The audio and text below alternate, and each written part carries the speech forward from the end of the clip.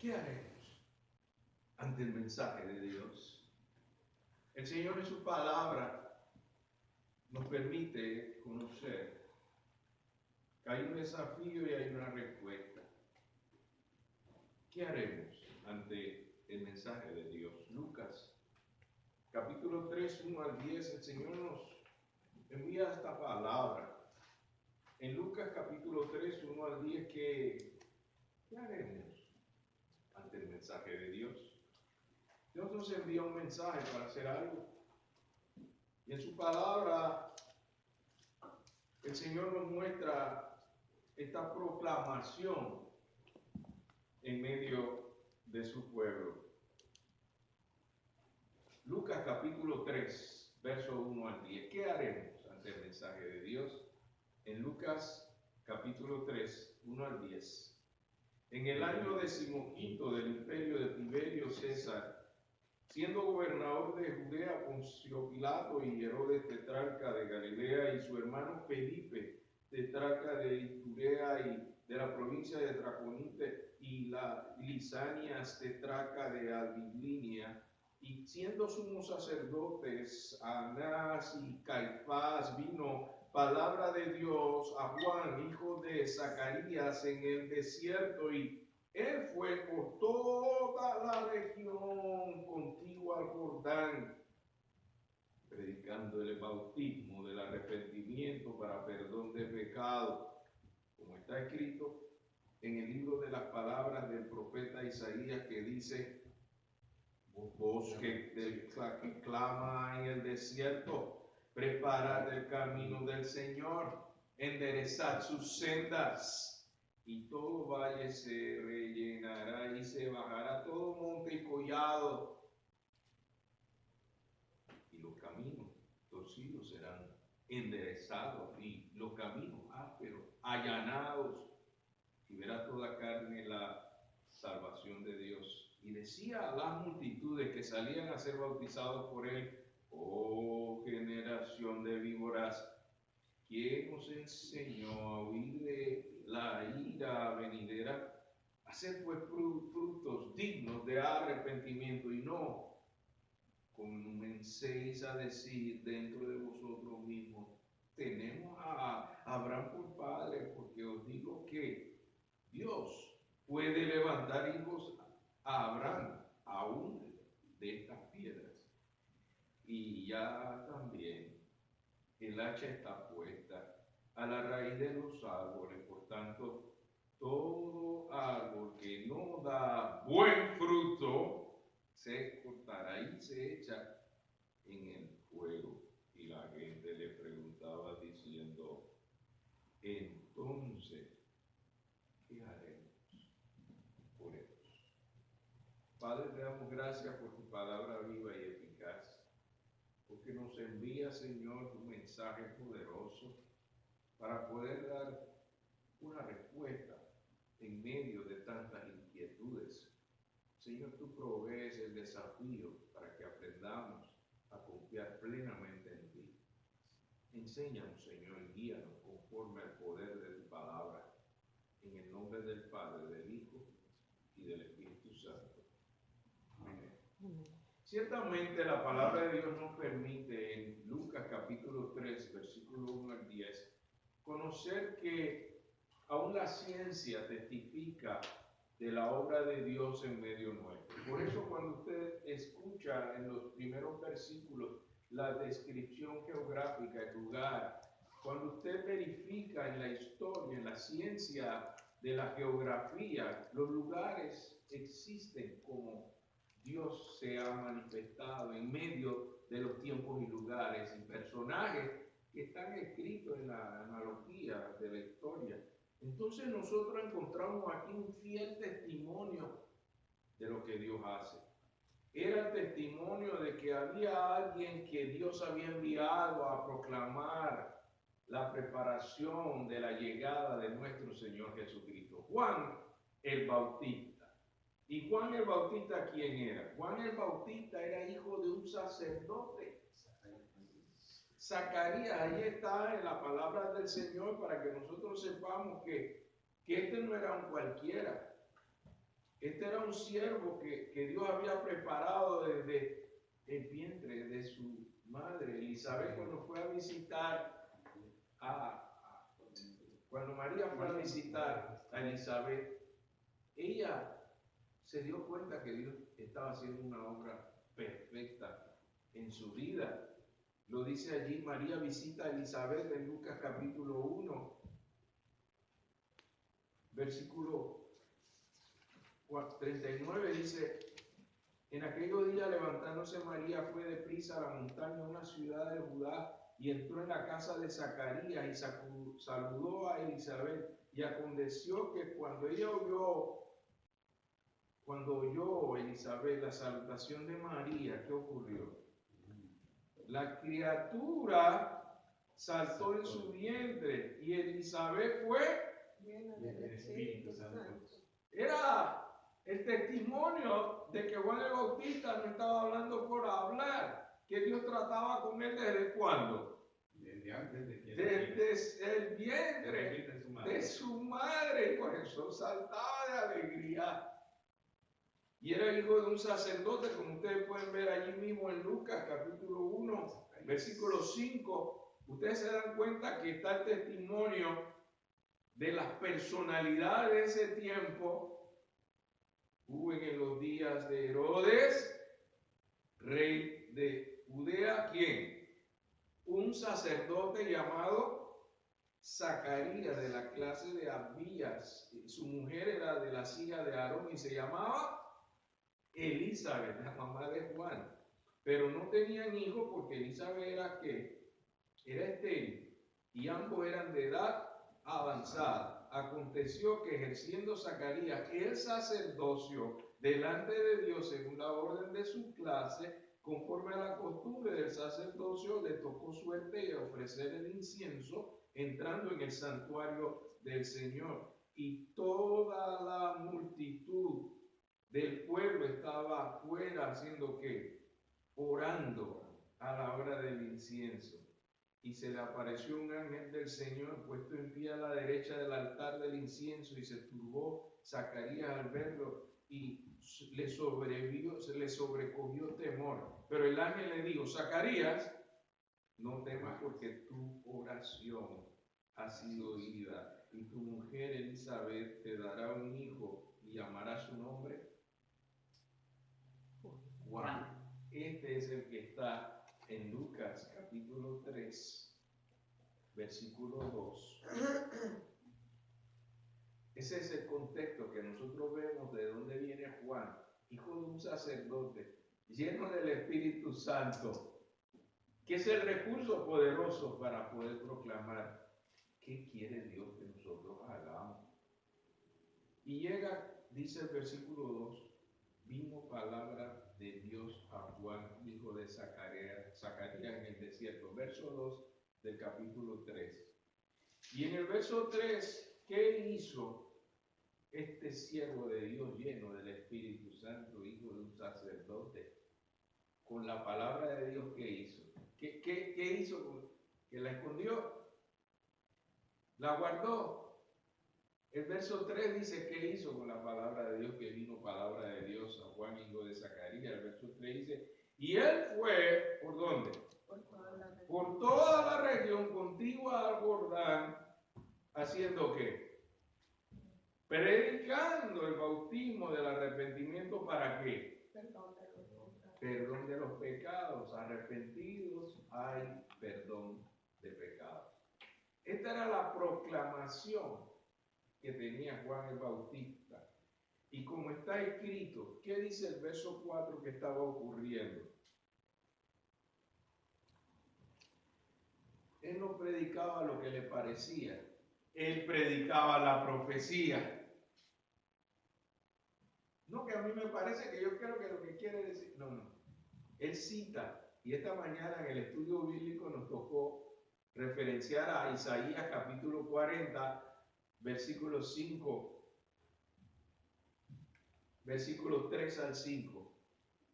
Y si usted ve este pasaje, cuando dice el verso 4, como está escrito en el libro de las palabras del profeta Isaías, que dice: voz del que clama en el desierto, preparad el camino del Señor, enderezar su senda, dando voces y diciendo, tú eres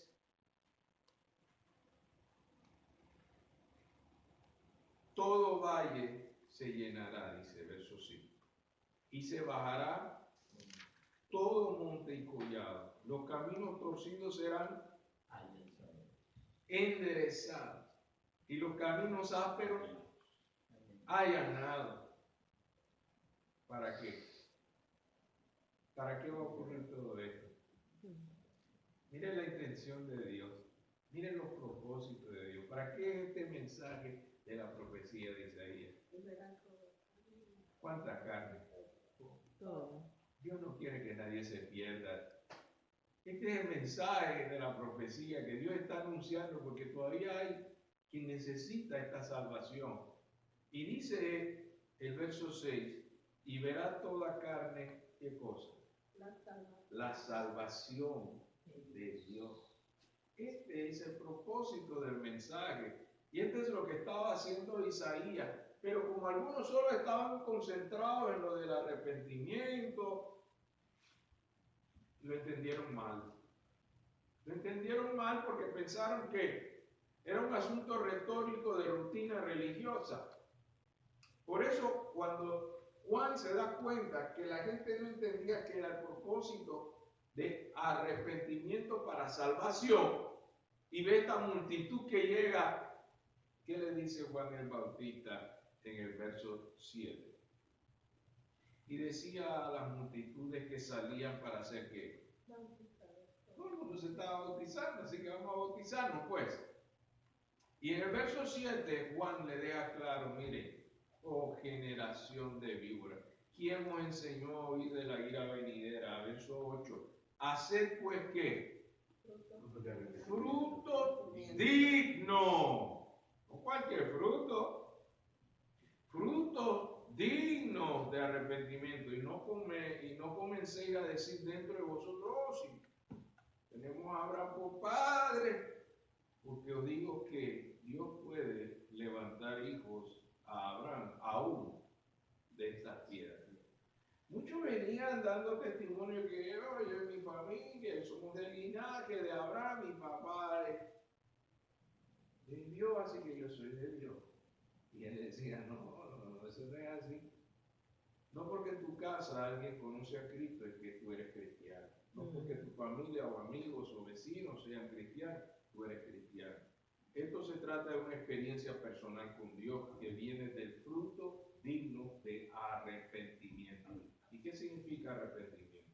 Es cambio de dirección hacia Dios. Yo llevo mi camino como a mí me parece y Dios me habla y me dice, hay que cambiar de dirección hacia Dios, a lo que Dios quiere que se haga.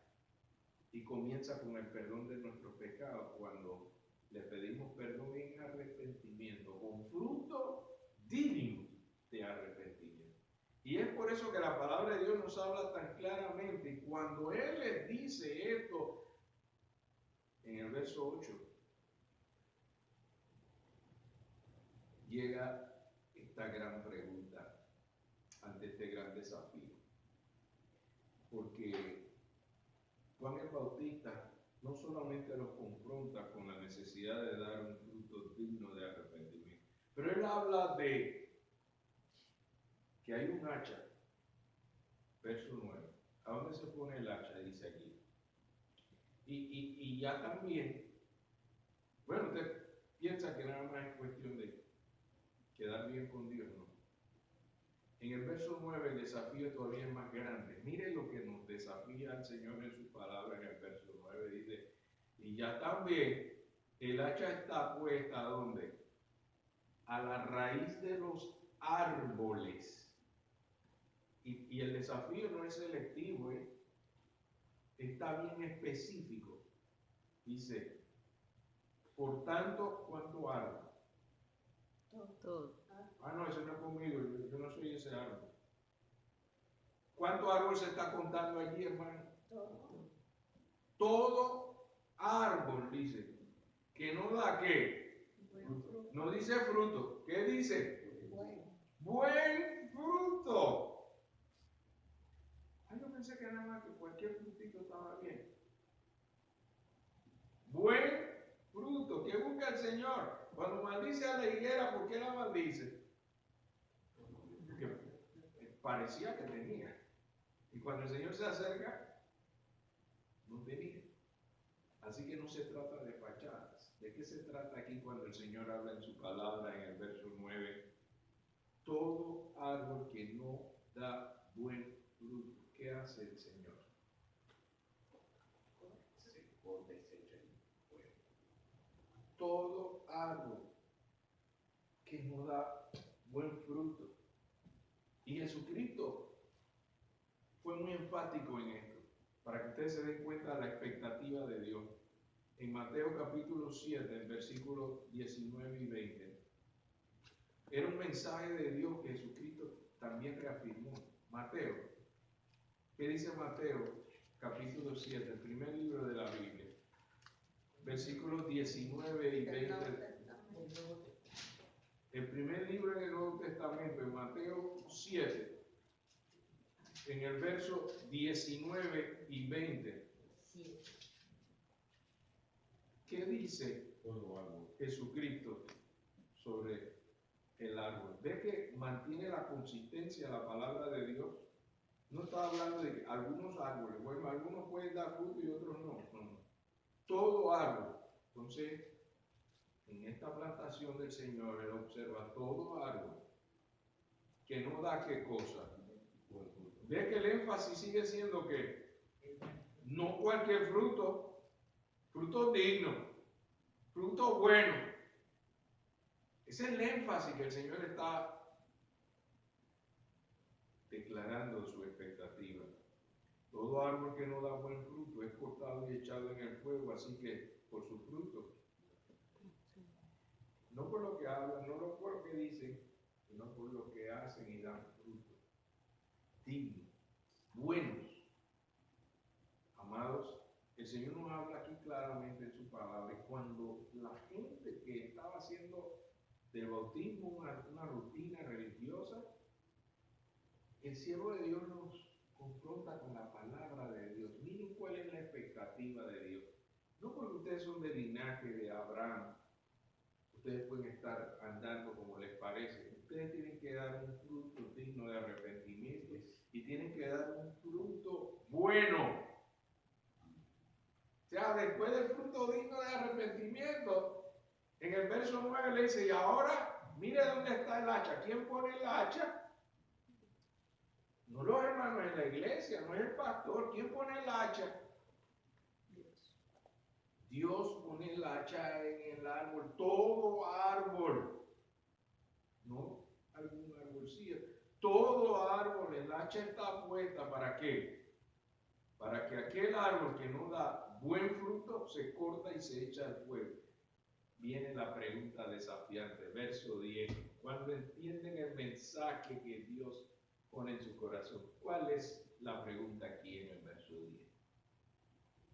Y la gente le preguntaba diciendo, ahora que tú explicas esto del hacha, ese hacha de Dios que sí sabe dónde está el árbol que da buen fruto.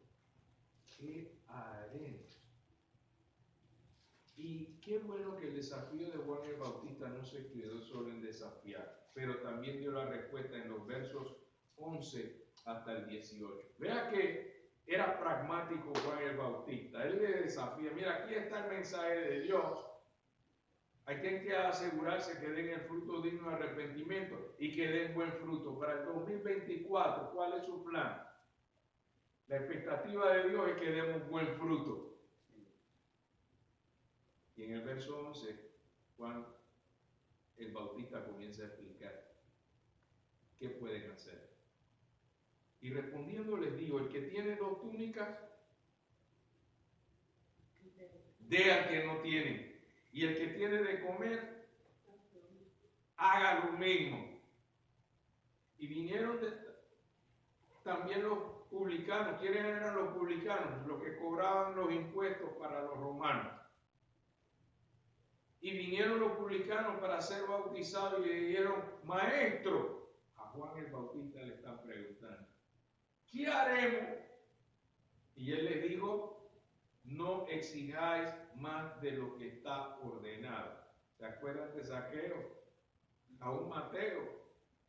Eran publicanos que cobraban, pero algunos cobraban más de la cuenta. Zaqueo cobró tanto que se enriqueció. Y cuando se convierta a Jesucristo, dice, voy a devolver 4 veces lo que he defraudado. Mire cuánto. Así que Juan el Bautista le dice, no pidan más de lo que está ordenado. Verso 14. Alguien más le preguntó. ¿Quién más le preguntó? Los soldados. Hermano, recuerden que estamos bajo el imperio romano, por eso los primeros versículos nos explican el contexto. ¿Dónde estamos? Con rey y gobernadores establecidos del imperio romano, y para cumplir la ley, ¿quiénes estaban allí? Los soldados. Hermano, la gente piensa que todos los soldados eran malos. Habían soldados que también se arrepintieron y se convirtieron. Habían judíos que se convirtieron. Y miren que los soldados entendieron el mensaje y se acercan a Juan el Bautista. Los soldados, a mí me llama mucho la atención porque pareciera que los soldados, a pesar de que estaban bajo un régimen de presión sobre el pueblo de Israel, cuando el siervo de Dios lleno del Espíritu Santo le habla la palabra de arrepentimiento digno y de fruto que hay que dar, buen fruto, los soldados dijeron, wow, maestro, ¿qué haremos? Y estos soldados, bien entrenados, sabían que había un mensaje que responder, ¿qué haremos? ¿Y qué le contestó Juan el Bautista? En el verso 14 dice, no hagáis extorsión a nadie, ni calumniéis y contentáis con vuestro salario. Mire de cuándo viene el tema ese de la extorsión. No les dijo que dejaran No. lo de la milicia. No, ellos estaban en su función. Pero en esa función, aún teniendo un salario, extorsionaban a la gente. ¿Tú quieres que los ladrones te roben o no? Si no quieres que te roben, yo te cuido, pero tienes que darme algo. Ellos estaban en eso y Juan los confrontó con su realidad. Le dice, no, usted lo que tiene que hacer es hacer su trabajo conforme a su salario y no extorsionen ni calumnien. ¿Por qué? Porque si alguien no les pagaba el extra que ellos pedían, entonces ellos lo llevaban y los acusaban a muchos inocentes. Y los calumniaban, decían, este estaba conspirando contra el César, hay que arrestarlo.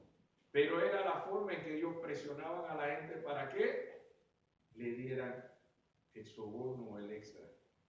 Y esto lo confrontó Juan el Bautista. Mira el mensaje de Juan el Bautista, no andaba con rodeo, directo le decía, esto es lo que tienes que hacer. ¿Qué sigue? Como el pueblo estaba en expectativa, preguntándose todos en su corazón si acaso Juan era el Cristo, el ungido de Dios, que venía a salvar y a librarlos de todo pecado y de toda maldad y del imperio romano, respondió Juan diciendo a todos, yo a la verdad os bautizo en agua, pero viene uno que es más poderoso que yo, de quien no soy digno ni de desatar la correa de su calzado. Él os bautizará ¿con qué?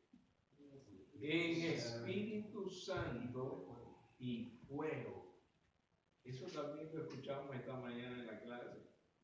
Juan el Bautista estaba clarito y quería dejar claro, el siervo de Dios viene a proclamar que Jesucristo es el camino, la verdad y la vida. Él es la salvación, no yo. Y luego explica en el verso 17 qué hace. Su aventador está en su mano y limpiará su era y recogerá el trigo en su granero y quemará en fuego la paja en fuego que nunca se apagará. Hermanos, esta es una expresión que yo entendí cuando fui al interior de la República de mi país. Allá cuando se va a limpiar el arroz, se ponen algo que le llaman como batea, llaman que era una era. Se pone ahí el arroz con su cáscara y todo. Después que lo han golpeado con un vaso, es como un palo grueso, pilón. Y después que lo pilonean, lo echan ahí en la batea. ¿Y saben qué hacen? Lo que aquí dice el verso 17. Lo levantan así al aire. Y entonces, como el grano es más pesado, ¿qué pasa? El grano cae y la paja, y recuento esa paja y la quemo. Eso era lo que él está diciendo con respecto a la vida de muchos de los que están allí confrontados con Jesucristo. Muchas fachadas, muchas solamente expresiones efímeras. Esa es echada al fuego. Pero el grano permanece. Y por eso dice, y recogerá el trigo en su granero y quemará la paja en el fuego que nunca se apagará. Con estas y otras muchas exhortaciones, verso 18, ¿qué hacía Juan el Bautista? Anunciaba las buenas nuevas al pueblo. ¿Qué haremos con el mensaje de Dios? El Señor nos está diciendo que no es solamente cuestión de estar de acuerdo con Dios. Sí, es cierto. Dios quiere que nosotros demos buen fruto. Yo el año pasado hice y deshice, pero ¿qué he dejado para la gloria de Dios? Que Él pueda cosechar y venir y decir, oh, aquí hay fruto de la obra de Dios en mi vida. Yo me volví al Señor con su palabra. Señor, ¿qué haré? ¿Qué debo hacer este año? Para que tú encuentres no solamente fruto, sino que buen fruto. Debo volverme a Dios y decirle, hay algo que hacer. Piense que cuando la gente le preguntó a Juan el Bautista, ¿qué haremos? Él le habló de cosas concretas que hay que hacer. Y yo le dije al Señor, Señor, entiendo tu palabra. Tú quieres que hagamos frutos buenos, frutos dignos de arrepentimiento, frutos de calidad. No es por la cantidad, es por la calidad. Tú lo que quieres es buen fruto. Aunque sea poco, pero que sea bueno. Y eso es lo que el Señor nos está pidiendo para el año 2024. Él está atento para ver que cada árbol para este año. ¿Qué haremos ante el mensaje de Dios? Yo quiero responder como Juan nos dice que hay que hacer algo. Necesidades hay alrededor nuestro. Podemos ser de bendición para muchos. Amén. Y que el Señor coseche buen fruto de ese esfuerzo, hermano. Amén. Por eso Juan el Bautista le habló, mira el que no tiene que comer, mira que el que no tiene con qué vestir. Él está hablando de necesidades. Dígame si no hay necesidades en nuestra comunidad, hermano. ¿Hay algo que podamos hacer que el Señor pueda cosechar buen fruto, hermano? Para el próximo mes vamos a tener la oportunidad de volver a ir a la comunidad a llevar la palabra, a llevar una bendición. Y el Señor de ahí puede cosechar un buen fruto. Amén. ¿Cuántos quieren unirse con el pastor esta mañana para que el Señor este año 2024 pueda cosechar buen fruto? Señor, hemos oído tu palabra y no es solo para ser oída, es para que hagamos algo. Señor, y la pregunta no debe quedarse como que no hay nada que hacer. Sí hay mucho que hacer, Señor. Y si tú nos guías con tu sabiduría, si tu Espíritu Santo nos da el consuelo y la guía que necesitamos, vamos a encontrar oportunidades para engrandecer tu nombre y bendecir a los que tienen necesidad. Señor, pero tú haces las cosas con amor. Tú cuando te fijas en nosotros nos miras con amor. Señor, danos de ese amor para amar a los que están perdidos. Danos pasión por las almas perdidas. Señor, si hay recursos materiales, de tu palabra que sembrar. Señor, danos con tu Espíritu Santo ese ánimo de salir a sembrar tu palabra, para que tú coseches, para traer gavillas, que tú puedas ver tu obra. Tú no nos has enviado a salvar a la gente, tú nos enviaste a dar el testimonio de tu palabra, a predicar las buenas nuevas. Tú eres el que salva, Señor. Tú eres el que haces nueva criatura, aquel que está perdido. Enséñanos a amarlos y que tú vas a hacer la obra. Tu Santo Espíritu es el que puede corregir, puede redarguir, puede guiarlos a toda verdad. Tú solo nos pides que hagamos tu voluntad, Señor. Permite, Señor, que tu palabra esta mañana nos mueva en el desafío de qué haremos. Porque tú tienes, Señor, los recursos necesarios para bendecir y transformar a nuestra comunidad. Señor, nuestras familias necesitan ser bendecidas. Nosotros tenemos la oportunidad no solamente de hablar, pero de vivir la palabra de tal forma que muchos se atrevan a confiar en ti, porque tú tienes, Señor, el recurso más glorioso para todo el desafío que hay para este nuevo año. Queremos invocarte para que tú nos guíes, oh Santo Espíritu, haz tu voluntad en medio nuestro. Te invocamos en el nombre del Padre, del Hijo y del Espíritu Santo. Amén. Hemos sido bendecidos esta mañana.